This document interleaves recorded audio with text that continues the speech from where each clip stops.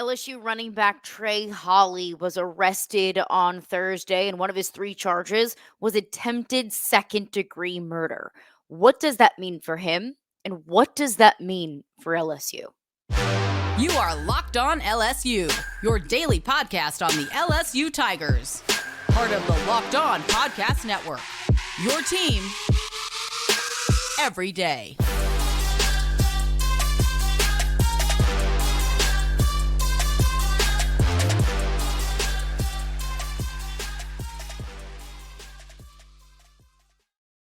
All right, what's up, y'all? Welcome into Locked On LSU. Thank you for making us your first listen every single day. We're free and available wherever you get your podcast. Plus, you can also check us out on YouTube. So just search Locked On LSU in the search bar, hit the subscribe button, and then you'll get notified whenever new episodes of Locked On LSU drop. My name is Caroline Fenton, and I am your host. And today's edition of Locked On LSU is brought to you by FanDuel. Make every moment more. New customers join today and you'll get $150 in bonus bets if your first bet of $5 or more wins. Visit FanDuel.com/locked-on today to get started. Well, it's opening day at the box, and I was so excited to talk baseball today. We will do that. But we've got to start on what is not just an LSU story, but it has now become a national story. This is not something that I enjoy talking about. This is something that we have to talk about because life happens. And unfortunately, whenever we talk LSU, whenever we talk football, it's not always fun conversations to have.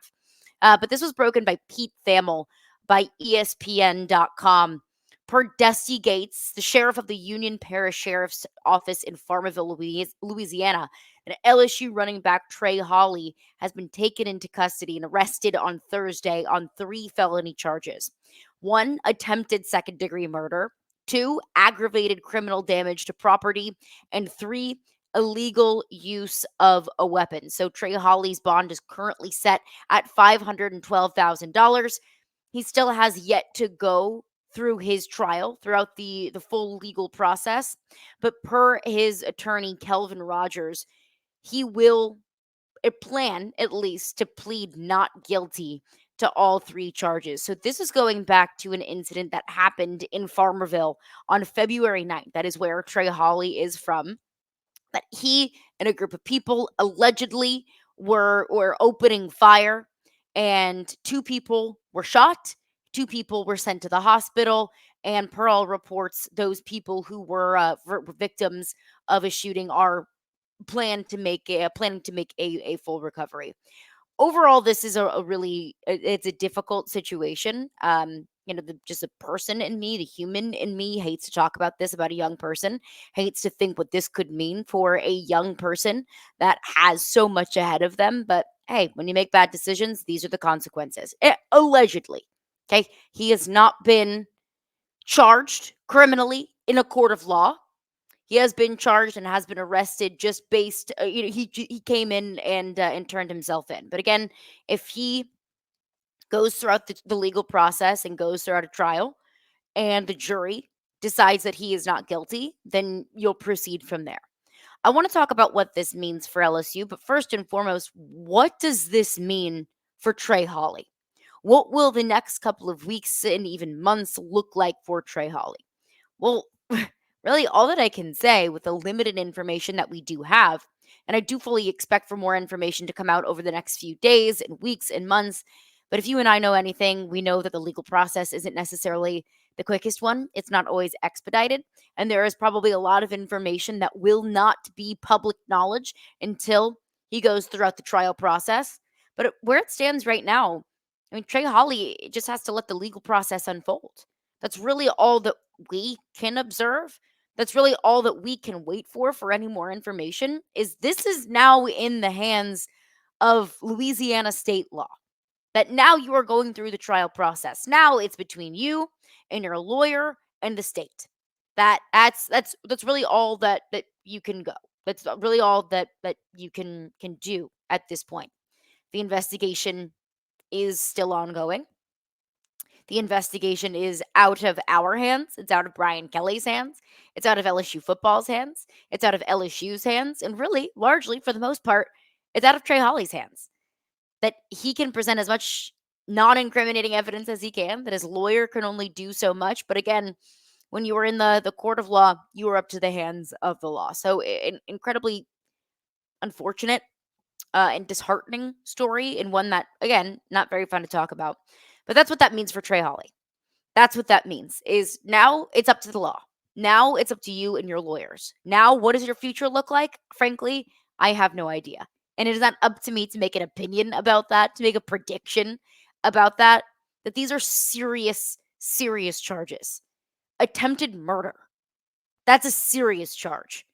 We hear a lot about players or just people in general where charges might come forth and you might think to yourself, that'll get squashed, that'll get kiboshed. That's not something that's really that big of a deal.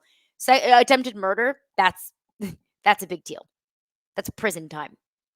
So what does this mean for LSU? What does this mean for LSU football? I understand that this situation that Trey Holly is facing is much larger than football. I understand that we're talking about somebody's life. I understand that we're talking about people who potentially could have died. I understand that we're talking about a group of young people that might spend the next few plus years of their life behind bars. I understand that all of those things are much, much larger than football. But we would be remiss to not acknowledge that this at least has football implications, as minuscule as it might seem and as it might feel in the context of a situation as serious as this one. Let's talk about it. And we'll talk about it coming up next after just a few words from our sponsors. All right, I want to tell you about FanDuel. Get buckets with your first bet on FanDuel, America's #1 sportsbook. Because right now, new customers get $150 in bonus bets with any winning $5 bet. That's right, $150 if your bet wins. And one of my favorite things about the FanDuel Sportsbook app is there are so many things to bet on. For example, you can bet on the quick bets. There's live same game parlays. So if you're watching a game and there's a team that's down by double digits, but you believe that they're going to come back, well, hey, throw a bet on that while the game is going on. There's also exclusive prop bets on the FanDuel Sportsbook app. Plus, there is so much more. So visit fanduel.com/locked on and shoot your shot. Again, that is fanduel.com/locked on. And new FanDuel customers can get $150 back in bonus bets with any winning $5 bet. FanDuel, official partner of the NBA. All right, rolling along here, Locked On LSU. Thank you for making us your first listen every single day. We are free and available wherever you get your podcasts. Appreciate you for making us your first listen every single day. And of course, we're part of the Locked On Network, your team every day. And speaking of the Locked On Network, Locked On has launched the first ever national sports 24/7 streaming channel on YouTube. And now it's also available on Amazon Fire TV and the free Fire TV channels app. Locked On Sports Today is here for you 24/7, covering the top sports stories of the day with the local experts of Locked On, plus our national shows covering every single league. Find Locked On Sports Today now available for free on the Fire TV channels app. All right, rolling along here on Locked On LSU. Again, the news coming out on Thursday evening per Pete Thamel. According to the Union Parish Sheriff's Office in Farmerville, Louisiana, LSU running back Trey Holly has been arrested on charges of attempted second-degree murder, of criminal property damage as well. So, scary situation here for Trey Holly. And just for reference, this isn't LSU news. Like, this is national news. I had friends that are from the East Coast living in DC texting me about this. I saw an AP article on this come out earlier this morning. So this is big news. This is national news because it's a big deal and because this has massive implications. But it also has LSU football implications. And I understand and I acknowledge how silly that might sound just in the grand scheme of what Trey Holly is potentially facing. But ultimately, this is Locked On LSU. And ultimately, you care about what this means for LSU football. So let's get into that. The LSU football implications. So the statement that LSU put out said, look, we acknowledge that this is a situation that's going on with a student athlete. And Trey Holly has been suspended indefinitely from the LSU football program. That's the right move. Look, just stay away from the program. Okay? Once you go throughout the legal process, and if Trey Holly is proven innocent, well then we'll talk about the next steps of bringing you back into the LSU football program. Now, I fully understand that in the United States, it is your God-given right that you are innocent until proven guilty. But this is far too much for LSU to just ignore and to not acknowledge until he is in fact proven guilty. Look, go through the legal process. Stay away from the university and from the football program. Take care of what you need to take care of. And if you are innocent, then we'll take those steps. If you are proven guilty, then you're going to serve time. So I think that's the right move. That's the right decision. Suspend it indefinitely. Figure all this stuff out, and then we'll move forward. There is a very high likelihood that Trey Holly might not ever wear an LSU uniform again. There's a very high likelihood that whether it's not never playing for LSU again, it's that he's going to be away from the program for a decent bit of time. Like I said, the legal process isn't always the quickest or most expedited one. So, high likelihood that he'll be away for a while. There's also a high likelihood that he will never be back. But of course, we're going to let the legal process unfold before we evaluate that. But this is a hit indefinitely on the running back room as a whole. This is a position group that we talked about probably needs a little bit more depth to it because you lost a lot this past season. You lost Logan Diggs to the transfer portal. He was your leading rusher this past year. Lost Logan Diggs to the transfer portal. He is headed to Ole Miss. Noah Cain, who didn't play a massive role in the running back room this past year, but look, when you had John Emery go down with an ACL injury, you needed that depth. That whenever there were injuries, whenever you did face yourself in a situation where, one running back was gassed, you had to put in another one. That was not something that I ever was concerned about because you had 8 scholarship running backs in that room. That was a position group that you could just kind of put on the shelf and say, look, we're good here. Don't need to worry about this one. Got plenty of depth. We have our go-to guy in Logan Diggs. Well, you don't have that anymore. So Noah Cain is headed to the NFL. He declared for the NFL draft. Trey Bradford entered the transfer portal. He's headed to UNT, the unlikely hero in the first quarter against Florida State. So he's headed to North Texas. Armani Goodwin is another one that entered the transfer portal. He is headed to UAB. And then, of course, John Emery tore his ACL last year and will not be back with the program this season. So what do you have? You have Josh Williams coming back for his 6th season. You have Caleb Jackson, who I'm incredibly excited about, a true freshman this past year that really showed a whole lot of potential, one that I am affectionately calling a baby Leonard Fournette. And then you have Caden Durham, who is a freshman coming into the 2024 season. So you've got Josh Williams as your vet, Caleb Jackson coming in his second year that you expect to play a larger role, Caden Durham coming in as a true freshman. We expected Trey Holly maybe be that 1-2 punch with Caleb Jackson that showed flashes. He was the SEC Freshman of the Week 1 week this past season. He showed flashes. He showed promise. He assured at least me and probably a lot of LSU fans out there and probably Brian Kelly as well. Look, we've got a really good thunder and lightning coming up over the next at least 2 seasons with Caleb Jackson and Trey Holly. Now, you might have that still.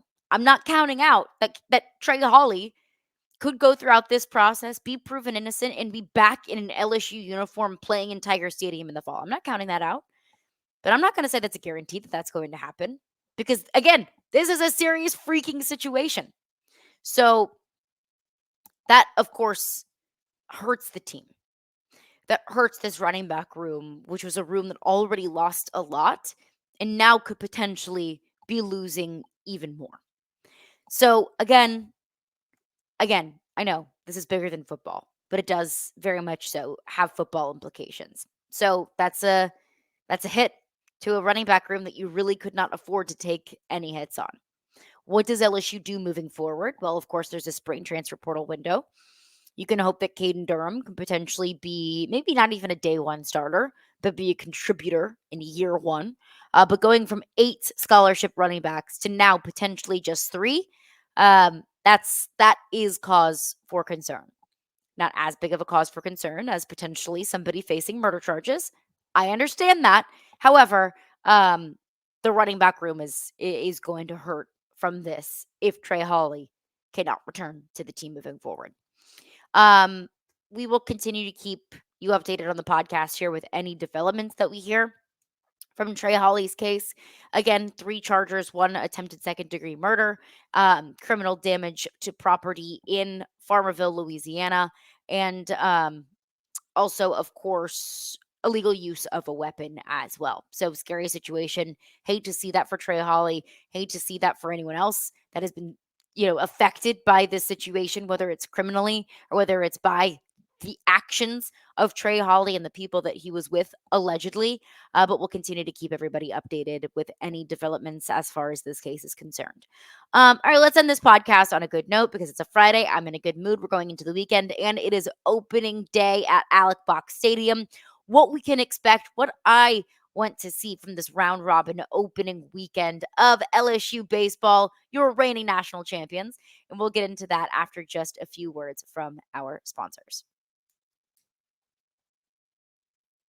All right, I want to tell you about Game Time. So, Game Time is the fastest and easiest way, in my opinion, to buy tickets for sporting events, concerts, comedy shows, plays, and musicals, anything that you might need tickets for near you. So, right now, all users get $100 off when they buy a big game ticket with code Vegas100. And the reason why I love Game Time so much is because they've got killer last minute deals. So if you're looking for plans over the weekend and you might see an event coming up and you're like, hey, I want to buy tickets to this, but it's tonight. It's only coming up in a few hours. Well, that's okay. Check out Game Time because they've got great deals for all of you procrastinators just like me. They've got all in prices.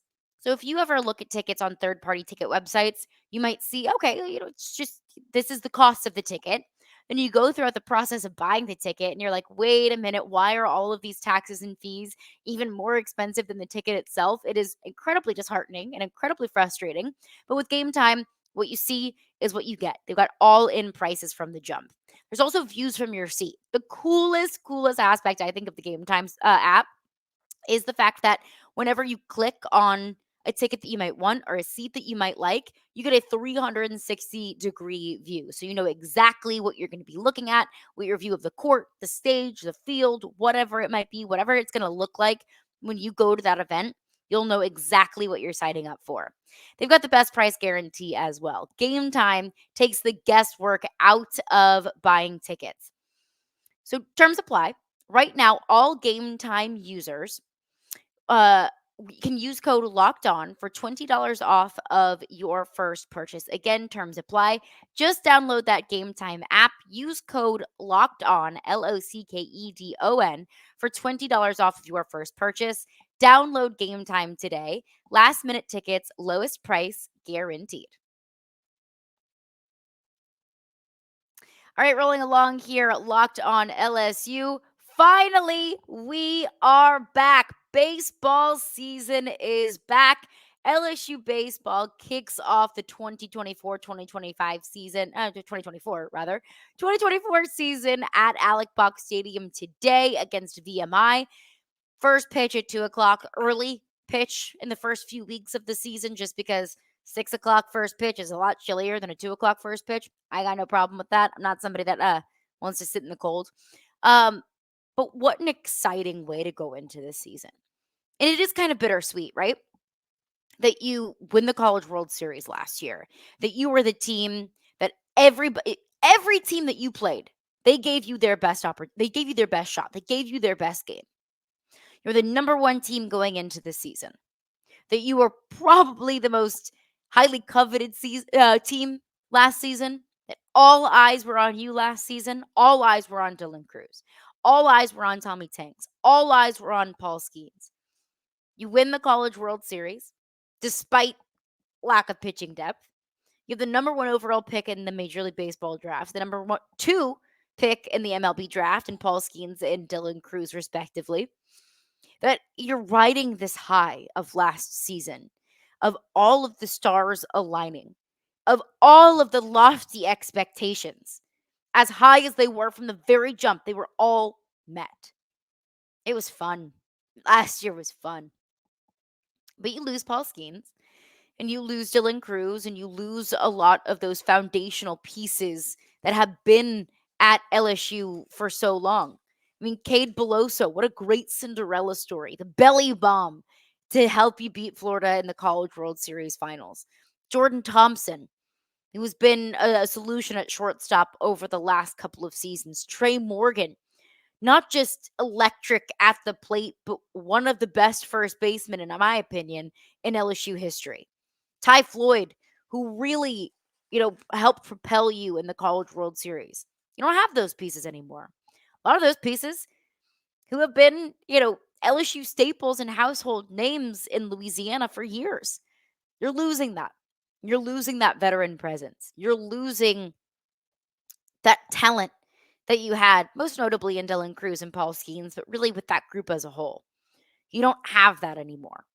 But what you do have is still a pretty damn talented team. What you do have is a team that absolutely can go back to back. That's not easy because you don't replace Paul Skeens and Dylan Cruz overnight. Nor do I think you replace them at all. It's not going to be easy because you're playing in a conference that is hands down, by far, no questions asked, not even going to debate it, the most dominant and competitive conference in all of college baseball. Now, you've got 3 out of the top 5 teams in college baseball preseason, SEC teams. And even the teams that aren't ranked preseason, Ole Miss, Mississippi State, they're the kind of teams that can make a run, that can beat you on any given night. This is a freaking good conference, but you're a really freaking good team. Without Paul Skeens, without Dylan Cruz, of course that hurts, but you still are a team that's equipped to make a run in Omaha, to potentially go back to back. You can do that. All of that is on the table, and all of that starts tonight. Thatcher Hurd will get the start tonight on the mound. He, for right now, is your Friday night starter. Luke Holman, the transfer from Alabama, he'll get the start on Saturday. I know there was a lot of debate and discussion about who will get the Friday night start. Could it be Thatcher Hurd, former UCLA transfer that came into LSU last year? Could it be Luke Holman, who is Alabama's ace this past year? Thatcher Hurd will get the nod. I don't think that that's a permanent decision throughout the rest of the season, that it's going to be Thatcher Hurd on Friday night no matter what. I think that's what he's earned for week 1. And I think that Luke Holman will absolutely give him a run for his money, and I think it's a good thing if he does.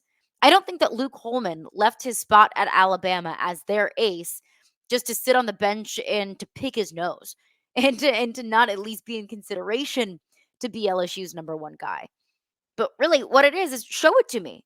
Prove it to me. Prove to me, Thatcher Hurd, that you deserve to be the Friday night starter. Luke Holman, prove to me that that's a position that you want. One thing that I'm really excited about this season is Jay Johnson's first year, last year even in a College World Series season. You lacked pitching depth. You lacked bullpen depth. At least for me, you probably felt this way too. My biggest anxiety in Omaha in the postseason as a whole was, man, if LSU doesn't win this game, then they're going to have to burn another arm, and they simply cannot afford to burn another arm. And even when they found themselves in situations where their series would go 3 games and they would have to burn an arm, and you would have to just hope and pray that guys would step up as starters, they did. You got your best pitching in the postseason. You got your best pitching at the very right time. But it was still a cause for concern. So it caused an early exit in the postseason in 2022. At least on paper, from where it stands right now, from what we can see, you don't have those problems anymore. That you have so much more depth. And no, you don't have a Paul Skeens. And yes, it would be great to have a Paul Skeens. But what you do have this year that you didn't have last year is depth. And I think that the pitching is going to iron itself out here over the next few weeks and probably going into SEC play as well. That's the great thing about these first few weeks is that you're playing teams that you should beat and teams that you should beat handedly. You got VMI today. You got Central Arkansas on Saturday. You got Northern Illinois next week. Stony Brook. Like, these are teams that you should be able to beat even when you're still figuring things out, even when you're still ironing things out. You've got a great test early against Texas on March 1st in the Astros Foundation Classic. So you can pick up wins while still learning a lot about your team because this is a younger team. You lost experience, you lost veterans. That your young players and your new shaken up roster can afford to make some mistakes, can afford to figure itself out here in the first few weeks. But even though it's a younger team, and even though you've got positions that might not be set in stone, like Tommy Tank's at third base, like that's set in stone. Like Tommy White's your third baseman. I'm not worried about that. But Jared Jones at first base, whether it's, any other area, pitching most notably, the batting lineup, that's always going to be, in flux there. You know, Josh Pearson moving from left field to second base. You don't think there's going to be a little bit of learning curve there? That you can afford to maybe make a few mistakes here and there and still win these games. But you can't afford to make those kind of mistakes once you get into SEC play. Those things need to be ironed out. Those things need to be solidified once you get into mid to late March. But what I want to see overall, I'm excited to see Thatcher Hurd, how he takes on this Friday night position. Excited to see Luke Holman because he was really impressive at Alabama last year. What does he look like after an offseason with this pitching staff? But really, overall, I'm excited to see them assert their dominance, really, because that's what you should do. Because you're a team that absolutely has Omaha hopes. You're a team that absolutely everyone else in the country is looking at like that's a damn good team. So you should beat teams like Stony Brook and VMI and Central Arkansas, and you should do it handedly. I want to see a lot of different arms as well. Because, of course, you want to see Thatcher Hurd be able to go 4, 5, 6+ innings because you're going to need that from your starters once you get into the nitty gritty of the season when the injury bug starts to bite, whenever you're just absolutely gassed, whenever you're playing really good teams week in and week out. You're going to need that from your starters. But for right now, I want to see as many arms as I can see. I want to see what you got. And I'm excited to see it. And I am pumped that college baseball is finally back. Do you know how refreshing it is to finally be able to talk baseball? I'm pumped for it. If you're going to the game today, have a blast, enjoy it. Please cheer extra loud for me, but that's going to do it for me today. Thank you for making Locked On LSU your first listen every single day. We are free and available wherever you get your podcasts. On Monday, we'll have a full breakdown from what we saw from LSU baseball in week 1, and that is coming up on Monday's edition of Locked On LSU.